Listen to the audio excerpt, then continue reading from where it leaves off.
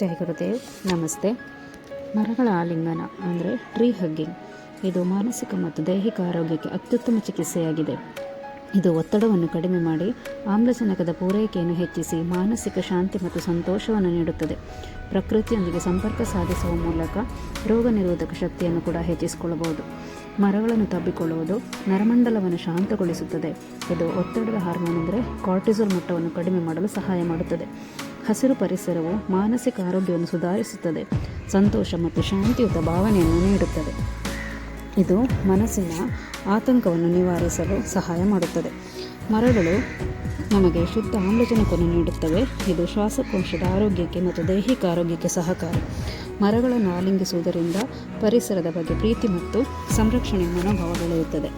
ಇನ್ನು ಇದನ್ನು ಪರಿಣಾಮಕಾರಿಯಾಗಿ ಮಾಡಬೇಕಿದ್ರೆ ನಿಶ್ಶಬ್ದ ಮತ್ತು ಪ್ರಶಾಂತವಾದ ಸ್ಥಳದಲ್ಲಿರುವ ಮರವನ್ನು ಆರಿಸಿಕೊಳ್ಳಿ.